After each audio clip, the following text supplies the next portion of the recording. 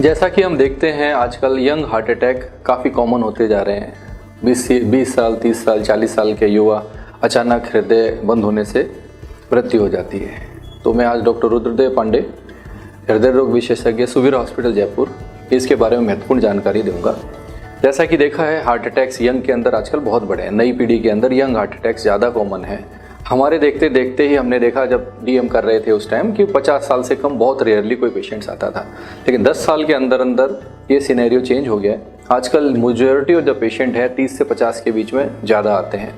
बहुत सारे कारण हैं। मुख्य कारण तंबाकू का सेवन है, जिसके अंदर सिगरेट स्मोकिंग, बीड़ी या जर्दा, तीनों एक बराबर रिस्क है।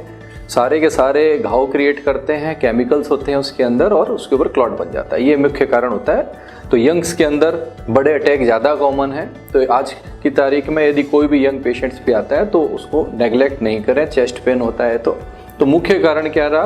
तंबाकू का सेवन।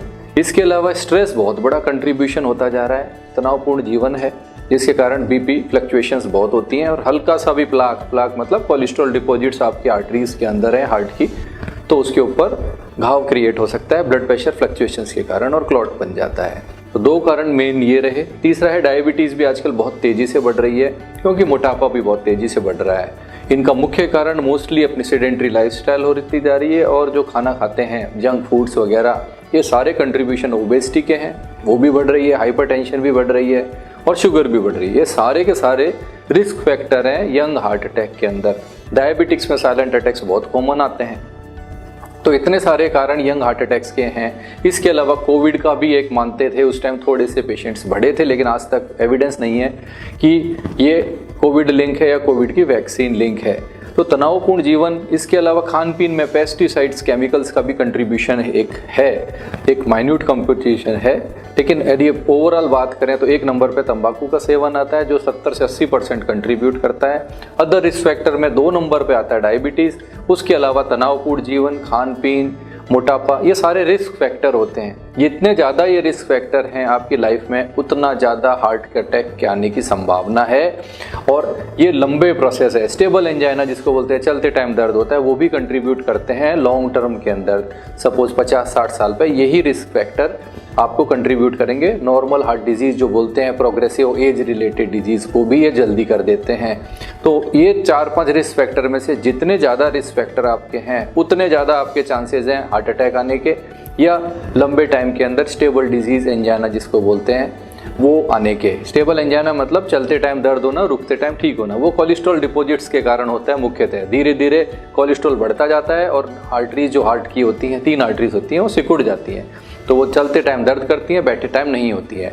लेकिन हार्ट अटैक के अंदर नॉर्मल आर्टरीज के अंदर छोटी मोटी बीमारी होती है, प्लाक्स होते हैं, जिसके अंदर घाव क्रिएट होता है और क्लॉट बन जाता है। तो दोनों के अंदर अटैक आने का तरीका अलग अलग होता है। तो यंग जनरेशन जो है, स्वस्थ रहने के लिए क्या करें? पहला काम करें, तंबाकू कैसे भी यदि लेते हैं तो बेटर है कि अवॉइड करना है। दूसरा है शुगर, बीपी यदि है आपके, साइलेंट किलर्स बोलते हैं, धीरे धीरे पूरे शरीर को खराब कर देते हैं, उसको कंट्रोल रखना है। उसके लिए बेसिक है, शुगर आज की तारीख में ज़्यादा प्रॉब्लम है ऑयल से ज़्यादा, तो लेस शुगर की खाना खाएं। यदि आपको डायबिटीज़ है चाहे नहीं है, नमक कम खाएं, बेटर है। सेंधा नमक या जो पोटेशियम रिच जो नमक आए हैं वो आप लें तो बेटर ऑप्शन रहता है। 4 से 5 किलोमीटर ब्रिस्क वॉक करनी है। टोटल दिन में 10,000 के करीब स्टेप्स होने चाहिए आपके अंदर। रात का खाना कम खाएं। जंक फूड ऐसा नहीं है नहीं खाना है, खा सकते हैं, लेकिन उसकी फ्रीक्वेंसी कम होनी चाहिए। आटा मोटा पीसें, ना कि मैदा खाएं। बेसिकली आटा जितना मोटा होगा, फाइबर कंटेंट उतने ज़्यादा होंगे, और आपकी शुगर की बीमारी और अन्य बीमारियां बहुत कम होंगी इससे। तो खान पीन इम्पॉर्टेंट है। कि कोल्ड ड्रिंक्स वगैरह जहाँ डेंजरस हैं, ट्राई करें। बेसिकली जो मैं कहना चाहता हूँ कि अपनी नेचर के पास रहें। जितना आप नेचर के क्लोज रहेंगे उतना बेटर लॉन्ग टर्म रहेंगे। एक बार हार्ट अटैक आ गया तो बहुत मुश्किल है हार्ट की रिकवरी करना। यदि हार्ट अटैक आया और आप लेट पहुँचे और किसी भी कारण हार्ट वीक रह गया, मतलब इको करने पे हार्ट 40% या इससे नीचे है, तो हार्ट फेलियर का पेशेंट होता है। और वो डिफ़िकल्ट टू मैनेज पेशेंट होते हैं थ्रू आउट लाइफ, क्योंकि उनके अंदर हृदय जो धमनी है उनके अंदर ब्लॉकेजेस भी आ सकते हैं, और आकस्मिक हृदय बंद होने की संभावना, जिसको सडन कार्डियक डेथ बोलते हैं, वो भी बहुत कॉमन है इन पेशेंट्स के अंदर जिसमें हार्ट वीक है। तो ओवरऑल देखेंगे कि यदि यंग हार्ट अटैक आता है और वो डिले करता है इंटरवेंशन या किसी भी तरीके से पहुंचने में, लापरवाही, तो एक बार हार्ट वीक हो गया तो वो लाइफ टाइम ठीक नहीं हो सकता, क्योंकि मांसपेशी एक बार मृत हो गई तो ऐसी आज तक कोई टेक्निक नहीं आई है कि उसको वापस जीवित कर दे। बहुत सारी डिवाइसेस जरूर आ गई हैं, हेल्प कर सकती हैं, दवाइयाँ आ गई हैं, हेल्प कर सकती हैं, लेकिन क्वालिटी ऑफ लाइफ में प्रॉब्लम है, साइकोलॉजिकल प्लस जो फिजिकल प्रॉब्लम्स रहेंगी उस पेशेंट को, क्योंकि वो एक्टिविटी उतनी नहीं कर पाएगा जितनी नॉर्मल करना है। ये आपको डराने की बात नहीं है, लेकिन ये है वास्तविकता। यदि आपका हार्ट 15-20% कर रहा है तो बड़ा मुश्किल है, क्योंकि 7-8-9 दवाइयाँ हो जाती हैं और प्रॉब्लम्स बढ़ती हैं इसके अंदर। तो बेसिकली यदि आपको कोई भी प्रॉब्लम, चेस्ट पेन यदि होता है तो तुरंत आसपास के डॉक्टर को दिखा लें, और रूटीन में 40 साल की एज पे आप एक हेल्थ पैकेज करवा लें जिसमें इको, TMT, कोलेस्ट्रॉल, शुगर, मतलब बेसिक स्ट्रक्चर जो बॉडी का है उसकी चेकिंग हो जाए, और उसके बाद 5-5 साल से कराते रहें तो बेहतर ज़िंदगी आराम से जी सकते हैं। खान पीन कंट्रोल मेन है आपका, एक्सरसाइज और खान पीन ये 2 कंट्रोल रखिए। बाकी आप दिन भर क्या करते हैं इससे कोई ज़्यादा मैटर नहीं करता है।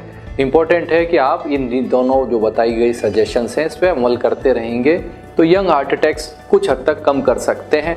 और बीच बीच में जो वर्क है उसके लिए ब्रेक देते रहें। स्ट्रेस फ्री लाइफ के लिए योगा भी बहुत अच्छी चीज़ होती है, वो भी कर सकते हैं। तो ट्राई कीजिए कि 1-2 घंटे बॉडी को दें, जिससे कि बॉडी आपको बाकी रेस्ट ऑफ द टाइम के अंदर हेल्दी रख सके और कोई इमरजेंसी नहीं है। एक अन्य महत्वपूर्ण कारण है जेनेटिक्स, मतलब है वो कंट्रीब्यूशन कम है भारत के अंदर, लेकिन 5% के करीब मानते हैं कि जेनेटिक कंट्रीब्यूशन है। मतलब वो कोई रिस्क फैक्टर नहीं है, डायबिटीज़, हाइपरटेंशन जैसा मैंने आपको पहले बताया, लेकिन पेशेंट को हार्ट अटैक 50 साल की एज से पहले आ गया। और यदि हिस्ट्री लेते हैं उस पेशेंट की तो पता लगता है एंसिस्टर्स, मतलब फादर, मदर, ब्लड रिलेटिव के अंदर 50 साल से पहले उनको भी रिस्क फैक्टर के बिना अटैक आया हुआ है। मतलब वो स्मोकर नहीं थे, उनको डायबिटीज़ भी नहीं थी, लेकिन हार्ट अटैक आया हुआ है या सडन कार्डियक डेथ हुई है, अचानक मृत्यु हो गई, तो उसको माना जाता है इस पेशेंट के जेनेटिक प्रॉब्लम है और ये पेशेंट्स रिस्क पर रहते हैं। तो इनके लिए स्पेशल अलग टेस्ट होते हैं, वो भी कराए जाते हैं जिससे कि वो सुचारू रूप से अपनी ज़िंदगी जी सकें। और रिगार्डिंग हार्ट अटैक के बारे में एक ज़रूर बताएं, अब ऐसे दूसरों की सलाह से इलाज कभी नहीं लेना चाहिए, डॉक्टर की सलाह से ही इलाज लेना चाहिए। एक गोल्डन आवर कॉन्सेप्ट और होता है, हर चीज़ में है, स्ट्रोक के अंदर भी है, हार्ट अटैक में। मतलब यह है, सपोज आपको हार्ट अटैक आया, चेस्ट पेन हुआ, 1 घंटे के अंदर यदि आप पहुंच जाते हैं डॉक्टर के पास, जैसे कार्डियोलॉजिस्ट के पास मुख्यतः, तो या आप पेरिफेरी में हैं जहाँ फैसिलिटी नहीं है कैथ लैब्स की, वहाँ पे फिजिशियन या इनके पास पहुँचते हैं और इंजेक्शन लग जाता है। जनरली पेरिफेरी में इंजेक्शंस लगते हैं, लेकिन 1 घंटे में दोनों में से कुछ भी हो जाता है, या तो एंजियोग्राफी, एंजियोप्लास्टी हो जाती है, नस खोल देते हैं, जो बेहतर ऑप्शन होता है हमेशा, या इंजेक्शन लगा के नस खोल दी जाती है। दोनों कंडीशन के अंदर यदि 1 घंटे के अंदर ये दोनों में से एक चीज़ होती है तो सक्सेस रेट बहुत ज़्यादा है। आपका लगभग 100% चांसेज हैं कि आपका हार्ट बच जाएगा, टाइमली खुल गया था। जितना लेट करते हैं उतना हार्ट वीक होता जाता है, नस खुलने के बावजूद भी उतना प्रभाव नहीं पड़ेगा आपके हार्ट के पंप पे। ये सारी मेहनत हार्ट के पंप को बचाने के लिए की जाती है, ताकत को बचाने के लिए की जाती है हार्ट की। और गोल्डन आवर पीरियड इसलिए कहते हैं 1 घंटे के अंदर पहुंचिए तो आपका पूरा हार्ट बच जाएगा और आप नॉर्मल क्वालिटी ऑफ लाइफ जी सकेंगे। दवा भी बहुत कम हो जाएंगी फ्यूचर लाइफ के अंदर। तो कभी भी चेस्ट पेन को नेग्लेक्ट नहीं करना है। आपको हल्का सा डायबिटिक्स में साइलेंट अटैक बहुत कॉमन है, उनको दर्द नहीं होता है, 5-10% लोगों को ही होता है। यदि चेस्ट पेन नहीं होता है तो अदर सिम्टम्स होते हैं, जैसे घबराहट आना, उल्टी, पसीना, ऐसा लग रहा है कि काफ़ी गैस है, बार बार डकार लेने से आपको आराम मिल रहा है और डायबिटिक हैं आप तो ज़रूर ECG करा लीजिए। जो बार बार डकार लेने से गैस जरूरी नहीं है, वो हार्ट अटैक का एक बहुत इंपॉर्टेंट साइन है डायबिटिक पेशेंट के अंदर। ज़्यादा डकार लेने से धड़कन कम हो जाती है और मरीज को आराम मिलने लगता है, तो बार बार डकार लेता है उसको लगता है गैस है, क्योंकि कोई भी नहीं सोचता कि मेरे को हार्ट की भी प्रॉब्लम हो सकती है। तो इसलिए डायबिटिक पेशेंट में यदि बार बार डकार लेने से आराम आ रहा है और ये जो 3 सिम्टम बताए मैंने ये हैं, तो आप जरूर एक ECG करा लें और डॉक्टर की सलाह जरूर ले लें।